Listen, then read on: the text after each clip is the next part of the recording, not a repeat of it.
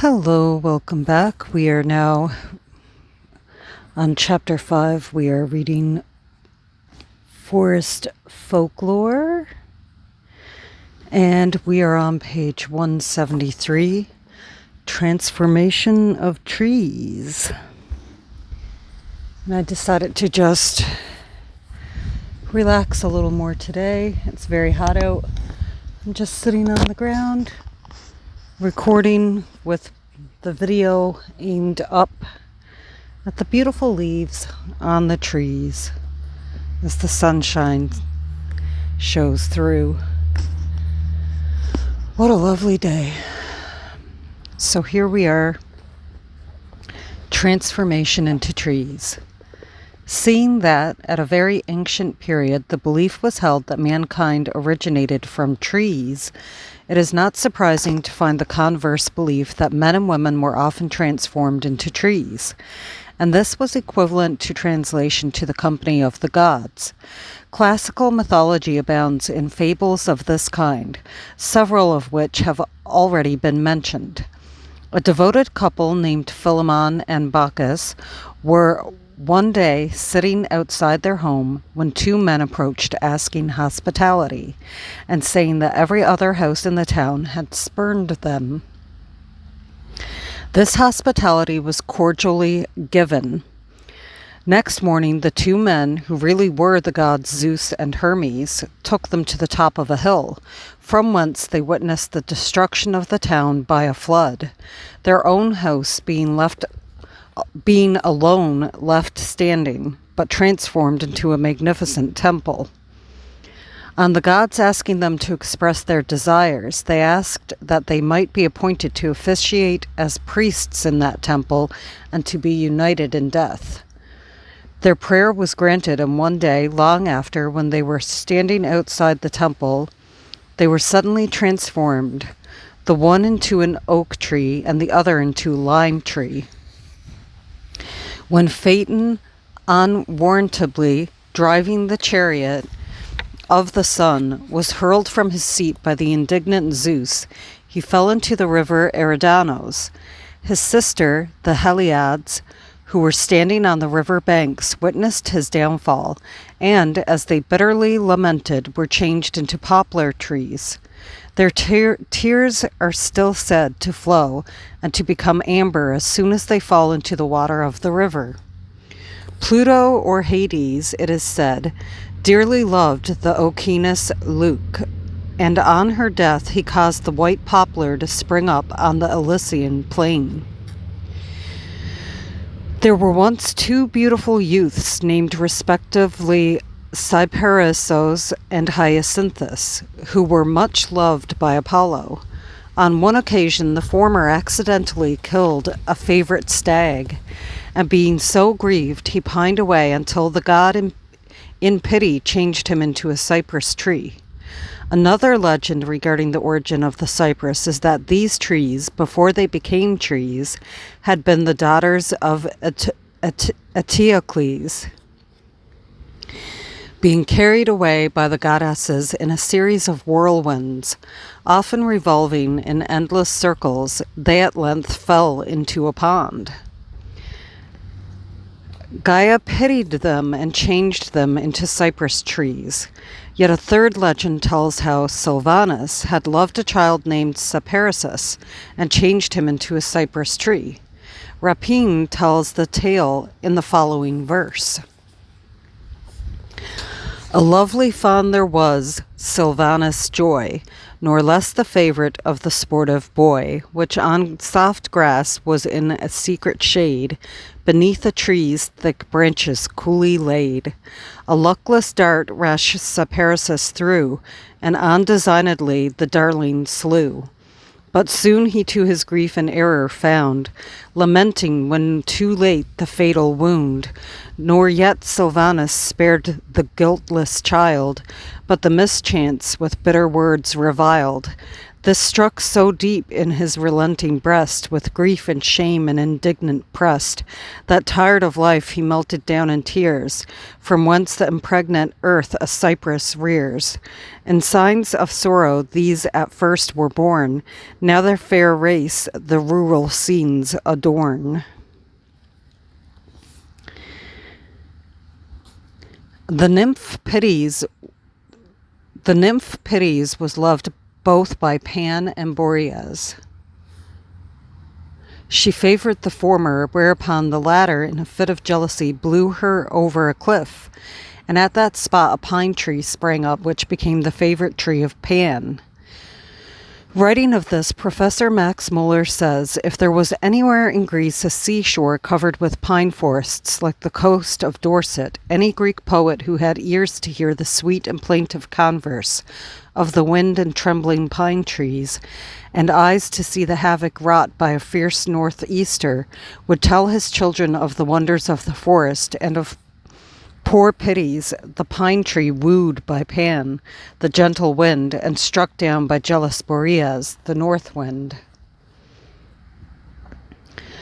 The pine tree was sometimes called the tree of Cybele. This goddess, also known as Rhea, the mother of the gods, was deeply in love with a Phrygian shepherd named Attis. He broke this vow by having an amour with a nymph named Sangaris.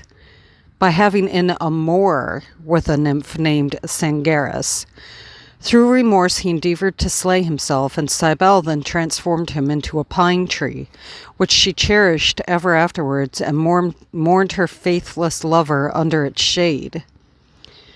Jupiter, to please her, decreed that the pine should remain evergreen. Ovid refers to the legend thus: to Rhea grateful still the pine remains, for Attis still some favour she retains. He once in human shape her breast had warmed, and now is cherished to a tree transformed.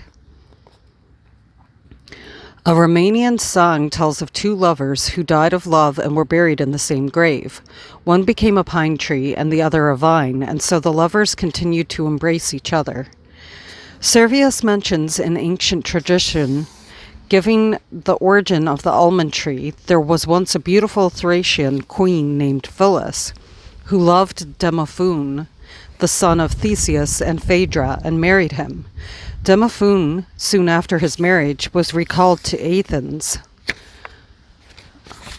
on account of death of his father. Promising faithfully to return very soon to his bride, he failed to do so, and Phyllis, dying of grief at his apparent desertion, was transformed into an almond tree, which the Greeks called Phila.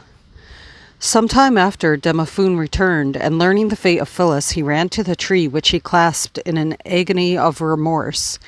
At that moment the tree suddenly burst forth into leaves and blossomed, as an evident token that the love of Phyllis was unchangeable. Another classical legend tells that when, I'm not sure how to say this name, but it's spelled Io, the daughter of King Midas, lost her lover Attis, violets sprang from his blood, and from his body an almond tree uprose, which bore bitter almonds as a symbol of grief. The origin of the myrrh tree was as follows. Myrrha was the daughter of Cinyras and had offended Aphrodite. The goddess in revenge inspired her with a passion for her own father, which she succeeded in gratifying unknown to him. When Cinyras found out what he had done, he pursued his daughter with a drawn sword in order to slay her. Just as he had almost reached her, she prayed to the gods to render her invisible. They in pity changed her into a myrrh tree, the precious odoriferous resin being produced by her tears. Dryden wrote, And still she weeps, nor sheds her tears in vain, for still the precious drops of... Okay, I'll say that again. And still she weeps, nor sheds her tears in vain, for still the precious drops her name retain. In due time Adonis was born from this tree. Daphne was a nymph, being the daughter of the river god Peneus. She loved the chase, scorning all other lovers. Apollo, however, having seen her, fell vehemently in love with her. She fled before him, while he, pursuing, urged his rank, his power, and his possessions. When she reached the banks of her father's stream, she stretched forth her hands, imploring him to protect her. He heard, and covering her with bark and leaves, she gradually became changed into a laurel tree. The legend adds that she continued speaking until the encrusting bark had crept up to her mouth, and Apollo, coming up, clasped the tree in his arms and vowed that ever afterwards it should be his favorite tree. The lotus tree, or lote tree, Ziziphus lotus, was labeled to have been originally a daughter of Neptune called Lotus, who, being importuned by Priapus, begged the assistance of the gods, and was by them transformed into the tree bearing her name. The legend further tells that Dryope, passing this tree one day with her sister Iole, plucked some of the fruit and was at once changed into a second lotus tree. Ovid relates how Iole recounted her sister's fate to Alcmena thus: "But lo, I saw, as near her side I stood, the violated blossoms drop with blood. Upon the tree I cast a frightful look. The trembling tree with sudden horror shook.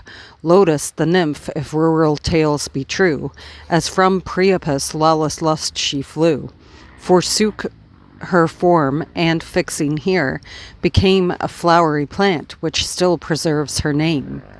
This change unknown, astonished at the sight, my trembling sister strove to urge her flight. Yet first the pardon of the nymph implored, and those offended sylvan powers adored.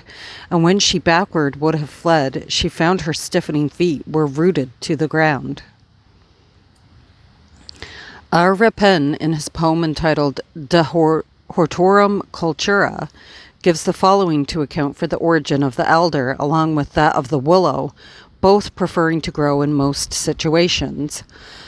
"Of watery race, alders and willows spread o'er silver brooks their melancholy shade, which heretofore, thus tales have been believed, were two poor men who by their fishing lived, till on the day when Pale's feast was held, and all the town with pious mirth was filled.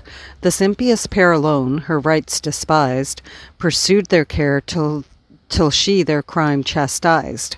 While from the banks they gazed upon the flood, the angry goddess fixed them where they stood, transformed to sets, and just examples made, to such as slight devotion for their trade. At length, well watered by the bounteous stream, they gained a root, and spreading trees became, yet pale their leaves, as conscious how they fell, which croaking frogs with vile reproaches tell." The creation of the fig tree has been attributed to Bacchus, who is sometimes seen crowned with its leaves, and the first figs of the season were very frequently offered to him. There are two classical legends, however, of which one says that Cisseus, when being pursued by Zeus, was changed by Rhea into a fig tree, and the others tell how the fig tree was born from the love of oxyle for a hamadryad. The Orlando Furioso of Ariosto speaks of the myrtle tree to which Ruggiero tied his hippogriff, which pulled at the tree till it remonstrated, and in melancholy tones announced that it was Astolfo, enchanted by the wicked Alcina. Dion, king of Laconia, once gave hospitality to Apollo, and as a reward for this, his 3 daughters received the gift of prophecy, on condition that they never misused it, nor pried into matters in which they had no concern. This condition was broken by the youngest, called Caria, with whom Bacchus fell in love. Her sisters were jealous, whereupon the god changed them into stones, and Caria herself into a walnut tree. In consequence, the ancients thought that the nut promoted the powers of love. The ancient Greek legend of the origin of the frankincense tree relates how Clytia, the daughter of Oceanus, was beloved by the sun god, but he deserted her for Leucothea, the daughter of Orcamus, the king of the east. The god visited the latter in the shape of her mother, and Clytia, in a fit of jealousy, betrayed her to Orcamus. Orcamus, in anger, buried his daughter alive, and the god then changed her into the frankincense tree, while the sorrowful Clytia became a sunflower. Professor de Gubernatus says that in a popular Bulgarian song, an unhappy lover thus complains, I have become a green maple, you near me a slender fir. And the woodmen came, the woodmen with sharp-edged axes. They cut down the green maple, then the slender fir, cut them into white boards, make beds of us. They will place us near each other, and thus, my dear, we will be together. Professor de Gubernatus also quotes a tale from the Uranographic Chinoise from page 679, which tells how a Chinese husband and wife were transformed into cedar trees to eternalize their love.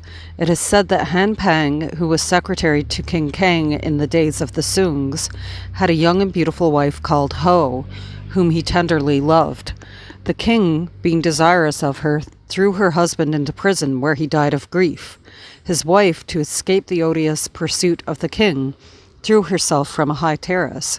After her death, a letter addressed to the king was found in her girdle. In the letter, she asked him as a last favor to bury her in the same tomb as her husband. The king was very angry and gave orders that they should be interred separately. The will of heaven, however, was not long of being revealed. During the night, 2 cedars grew from the 2 tombs, and in 10 days they became so tall that they were able to interlace their branches and roots, although separate from one another. The people therefore called these cedars the trees of faithful love. Rapin gives the following as the origin of the pomegranate tree. A young girl of Scythia, who was anxious to know her fortune, consulted the diviners. They told her that she was destined to one day to wear a crown. This so elated her that she easily fell a victim to Bacchus, who in return for her favors promised to give her a crown. He soon, however, wearied of her, whereupon she pined away and died.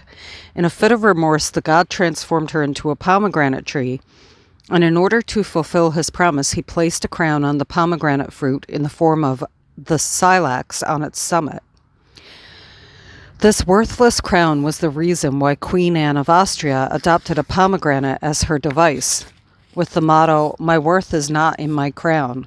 In the island of St. Vincent, there is a French conundrum which asks, "Quelle est la reine qui porte son royaume dans son sien?" Oppian tells of a man who, having lost his wife, became enamored of his own daughter, whose name was Side, which means a pomegranate. To avoid his persecution, she killed herself, and the gods then transformed her into a pomegranate tree. At the same time, her father was changed into a sparrowhawk, and it is said that the bird will never alight upon a pomegranate tree, but constantly avoids it. There is a tale which relates how a girl had been transformed into a tree by her angry mother. A musician happening to pass the tree cut a branch from it to form a violin bow, and was horrified to see blood issuing from the cut. Nevertheless, he made the bow and played on his violin with it before the mother. Heart-rending wails mingled with the music, so that the mother deeply repented of her evil act. Among some of the Indian tribes of British Columbia, the belief prevails that men are transformed into trees and that the creaking of the branches in the wind is their voice. The Bushmen of South Africa fancy that at the time when a girl should be kept in strict seclusion, a glance from her eye will at once change men into trees that talk. A New Zealand legend given by Mr. Cohen in connection with a semi-deified wizard or high priest of the Arawa tribe called Ngātori Irangi mentions the taipams of the Kangaroa Plains. Some of these it was said were originally women. Some of these it was said were originally women, and were changed by enchantment into trees, which forever kept moving about among the plains in the strange days of old, so that the traveler might set his course towards them but never reach them. One of them, however, could be readily approached. The Maoris say that when the wizard was passing this spot, he plucked a hair from his head, muttered a charm over it, and threw it down. Immediately a tai palm sprang up, which became a shrine in after years where pious Maoris were accustomed to propitiate the genii of the plains. And that's the end of the transformation section. This next section is trees preside over marriages. Considering a tree and its character as anthropogonic, it presides over marriages, and there are often found trees which represent the betrothed and afterwards the young married couple. Thus, in several German and Slav countries, one or two trees are planted before the house of the newly wedded pair, or carried in front of them as a token of the happiness which is desired for them.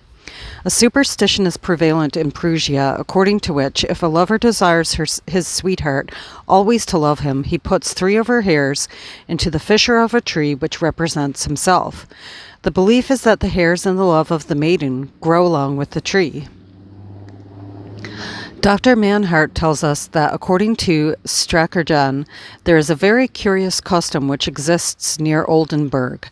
Among the inhabitants of that district, when a youthful bridegroom leaves the paternal home to go to a strange village, he embroiders the corner of the bed linen which he takes with him with flowers and a tree on the top, among the branches of which cocks are seen. At the sides of the trunk of the tree, the initials of the family name and the bridegroom's baptismal name are also embroidered. In like manner, the bride embroiders a tree on her chemise with the initials of her own name and those of her husband's name. There is a certain marriage custom in India which consists in making the bride and groom walk several times around a tree. Among some of the hill tribes of India, before the actual marriage takes place, the bride is tied to a mawa tree, having first touched it with red lead and clasped it in her arms. A similar ceremony is enacted by the bridegroom with a mango tree. The idea of this appears to be that the reproductive power of the trees may be communicated to the newly married pair. Trees planted at the birth of a child. Following out the train of ideas once originated the belief that mankind had its origin from trees, or that he was often transformed into trees, it can clearly be understood how an intimate and close analogy could be drawn between the life of a man and the life of a tree.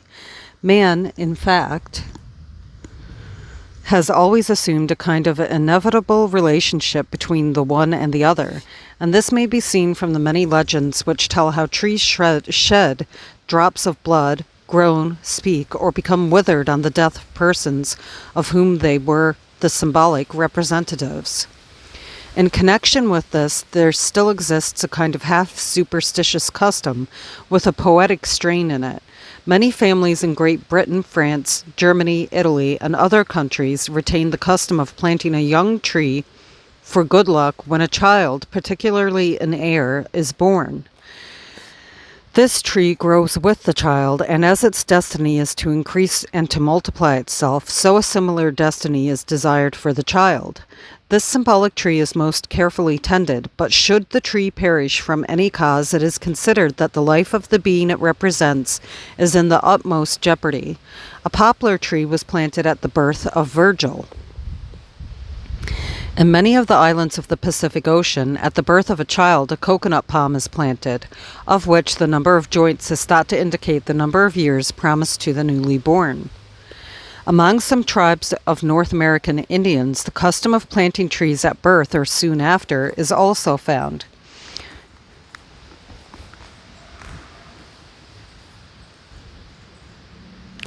The parent chooses a small tree which grows along with the child, and in future years its appearance is believed to foreshow the wealth of the person. Whether well or ill, alive or dead, various legends have been found on this custom. Dr. Walsh tells us that the Turks, on the birth of a son, plant a platanus as they do a cypress on the death of one.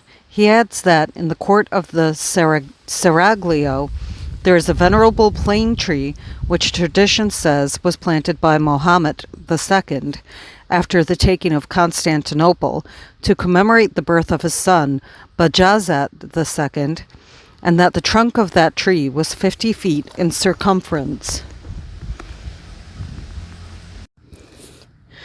Arboreal tribes.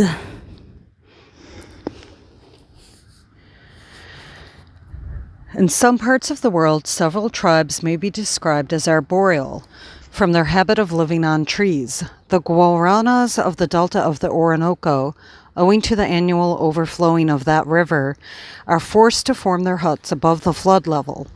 They do this by fixing them on the Ida palms, Mauritia, from which tree they likewise derive numerous articles of food. In Papua, as we are told by Mr. H. Wilfred Walker, there are found in the villages many curious tree houses situated high up among the branches of very large trees. Some of them were 80 feet from the ground, and they had broad ladders reaching up to them, and Mr. Walker says they looked very curious and picturesque. These ladders were made of long rattans from various climbing palms and were twisted in such a way as to support the pieces of wood which formed the steps. Mr. Walker remarks that these tree houses were built partly as lookout houses from which to discern the approach of an enemy, and partly as vantage points from which the natives could hurl down spears as their opponents below when attacked. Could hurl down spears on their opponents below when attacked. While these arboreal men have an actual existence, the Maoris of New Zealand have various legends of a tree-dwelling people called Nuku Mai Tore, which their ancestors seem to have brought with them from the islands of Borneo and Sumatra, the home of the orangutan. These tales speak of that people as of small stature and always chattering, and they were said to have lived in the great bunches of long-leaved astalias and grasses which grew in the forks of trees. This is clearly a remembrance of the orangutan of their original home. Burial on trees. Many races of mankind, instead of interring their dead, place the bodies on trees, which custom, in some instances, probably bore a mythical relation to placing them on the tree of life. Thus, among some... Oops, I lost my spot. Just a second. Thus, among some Indian tribes of Northwest America, the dead bodies are placed in boxes, which are slung by cedar bark cords from the branches of the trees. Frequently, these cords give way, and then the bones strew the ground beneath. One of the forest tribes of Madagascar, called the Tanala, wrap up their dead in mats and then place the body in a large box, which is simply part of a hollow tree. The box is then carried into the depths of the forest and left there. In Australia, also, among the natives, the dead bodies are placed on trees, and this practice, Mr. J.G. Ear says, may have been designed to facilitate rebirth because the souls of the dead are considered to reside in trees, awaiting an opportunity to be reborn. Among some tribes, however, the bodies of very old people are placed in the ground, but those of young children and young people are laid on platforms among the branches of trees. As regards children in particular, Messrs. Spencer and Gillen tell us that this is done in the hope that before very long its spirit may come back and enter the body of a woman, in all probability that of its former mother. John Evelyn says that he had read that some nations were wont to bury not malefactors only, but their departed friends, and those whom they most esteemed, upon trees, as so much nearer to heaven and dedicated to God, believing it far more honorable than to be buried in the earth. Evelyn probably read about this practice in the travels of Sir John Mandeville. When describing his travels in India, Sir John speaks of an island that is called Kafolos, and says that men of that country, when hear friends been sick, they hangen him upon trees, and saying that it is better the broads birds that been angels of God eaten him than the foul worms of the earth. To this description, Sir John appends the sketch of a tree with a man hanging from it. I'm going to show that particular paragraph. It's written in really old English.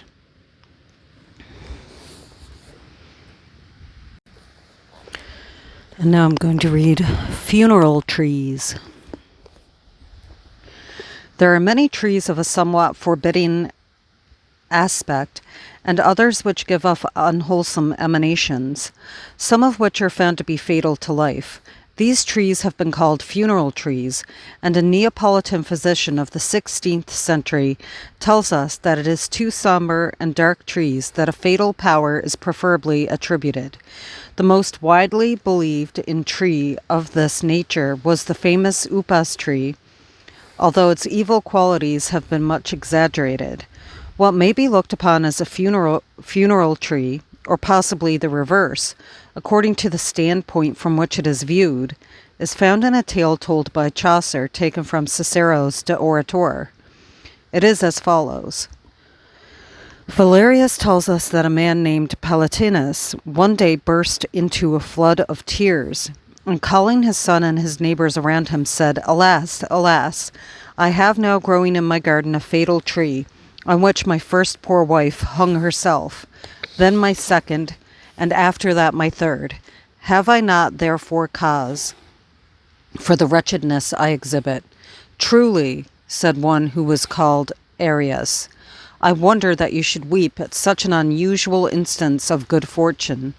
Give me, I pray you, 2 or 3 sprigs of that gentle tree, which I will divide with my neighbors, and thereby afford every man an opportunity of indulging the laudable wishes of his spouse. Palatinus complied with his friend's request, and ever after found this remarkable tree the most productive part of his estate. This next section is very short. Elsbeer tree. What is known in Germany as the Elsbeer tree is in some parts called the dragon tree. This appears to be a name for the elder, or perhaps the rowan, and it is said that branches of it were hung over houses and stables on Walpurgis Day in order to keep out the flying dragon. Christmas tree. The Christmas tree, although known in Germany in the beginning of the 19th century, seems to have had its origin at a very remote period. December 24th has long been consecrated to Adam and Eve, and legend tells how Adam took with him from paradise a cutting from the tree of knowledge, from which in due time was taken the wood to form the cross. From this legend, the Church appears to have laid claim to the Christmas tree as an institution of its owner. Another belief is that this tree owes its origin to the Scandinavian ash Yggdrasil, and that the ornaments which are usually suspended from it are memorials of the stag, the eagle, and the squirrel which had their abode on that cosmogonic ash. A somewhat similar tree is found in Burma called Paedethaban. It is formed from bamboos and, like its European counterpart, is hung with presents, while at its base are piled blankets and other useful articles. According to Burmese mythology, the original of this wonderful tree grew in the heaven of the gnats, and it bore on its branches whatever was wished for. The Christmas tree and similar trees which bear gifts were thus known as wishing trees. In Burma, these trees were sometimes made of silver and bore silver coins or silver jewelry on their branches, and they were frequently carried in Buddhist processions, being afterwards presented to the monasteries. I'm going to show the name of the Scandinavian ash Yggdrasil, because I was not sure how to say that.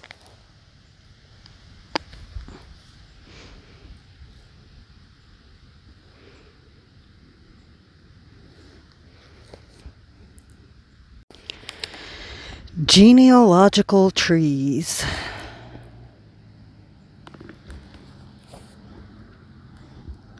The genealogical tree has been already mentioned, and it, as well as de Candolle's idea of a tree as a republic, along with Homer's comparison of mankind to leaves on a tree, may all be referred to the primitive conception of man's origin from trees. That being so, it is not surprising to find trees figuring in the crests and armorial bearings of many families and countries, such as the now defunct Orange Free State in South Africa, which had a tree for its crest.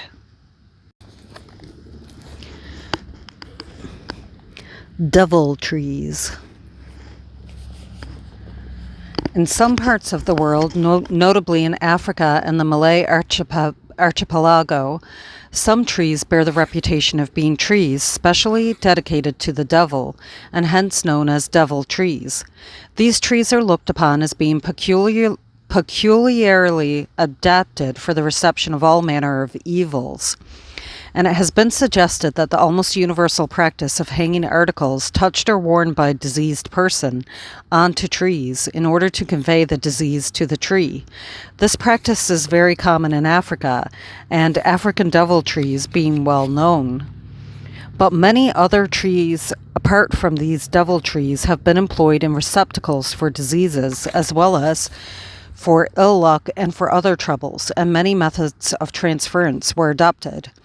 Thus, the Esthonians say that to pass bad luck onto a tree, the person must embrace the tree or walk 3 times round it at midnight, biting a bit of the bark each time, and when the ill luck has entered the tree withers. Among the Greeks and the Italians, it was the custom to tie a thread round the neck or wrist of a sick person and hang the thread next morning on a tree. When the malady was believed to be shifted to the tree, sometimes, as formerly among the French, the patient himself was bound to a tree, and the cords which bound him were left to rot on the tree, thus transferring the malady. Illnesses may also be transferred to a tree by tying a knot on its branches and by boring a hole in the trunk and then knocking a peg in. Knocking nails into a tree was formerly a famous remedy for toothache, and many old trees may yet be seen studded with nails which had been driven in for this purpose. Mr. W. Crook tells that the Majwars, one of the hill tribes of Mirzapur, believe all diseases to be due to ghosts, and when the plague is raging, it is an evidence that the country is infested with these ghosts. I'm going to show you the word Majwars.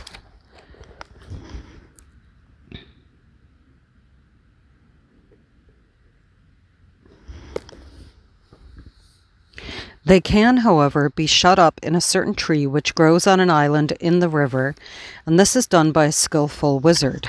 He takes a piece of deer horn which he has found in the jungle and hammers it into the tree with a stone. The ghosts are then considered to be shut up, and Mr. Crook says that this tree is covered with hundreds of these pieces of horn. Guardian trees. Trees were often believed to have a powerful influence on human life, and in the Middle Ages, when a person set out on a journey, he would frequently place his welfare in the keeping of a tree, or rather in that of the spirit or genius of the tree. Thus, as long as the tree flourished and was well, but if the tree declined or withered, in like manner his health would decline or death overtake him. These trees were known as Vard Trad, or guardian trees. Mr. W.R.S. Ralston gives as an instance of these trees the sailors' quarters at Copenhagen, where, he says, each house has a protecting elder tree. He mentions a Tarles legend, which tells of a guardian tree, which a peasant refused to sell, but one night a gale blew it down, and among its roots the peasant found a vast treasure. Abode tree. Another tree of a similar type, being one which grew vigorously than the rest in the forest, was the abode tree, habitation tree, or bow trad. These trees were the home of elves, and it was believed that in fine weather these elves hung out their linen to dry on the branches, the cobwebs of different species of spider having no doubt given rise to this supposition. The elf inhabiting the tree was called Ra or Redonde, and their generic name was Lofgerskor. They were invisible, but reposed in the shade of the tree and showered benefits on those who were careful not to injure it. One tree growing in Westmanland was a pine tree known as Clintatal, which stood for many years on a bare rock, at last falling from age. It was believed that a mermaid who lived in Lake Malar was the tree's Ra, and the country people had often seen snow-white cattle driven from the lake up to the meadows surrounding it. Speaking trees.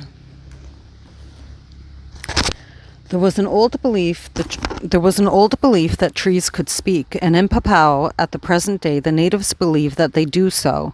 There has already been mentioned the belief among the Bushmen of South Africa that a glance from a maiden's eye will change men into trees that talk, and several other instances of speaking trees will be found farther on.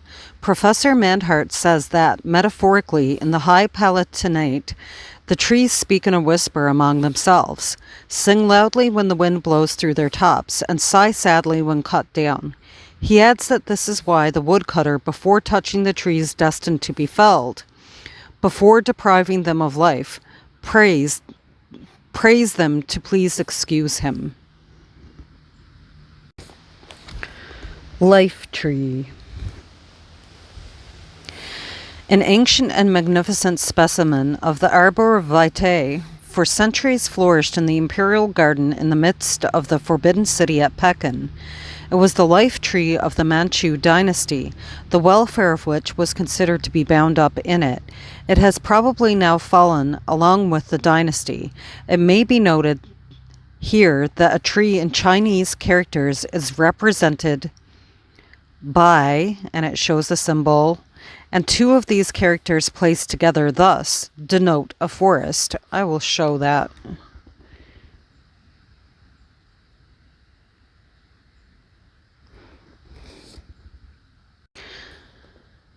This is the last section of chapter 5, but then it's chapter 6, Trees Continued.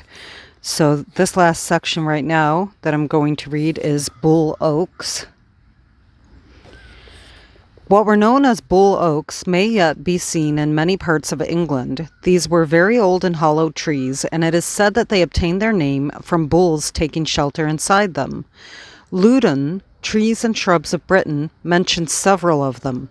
One, which gave the name of Oakley Farm to the farm on which it grew, was for long the favourite retreat of a bull, and another in Wedgnock Park was probably the largest, and had long been substantially fenced round, with two of its projecting limbs supported by pieces of timber. And that is all I will be reading for today. And next time, we will be starting on Chapter 6, Trees Continued. We are at page 191. What a beautiful day. Love you, and more videos soon.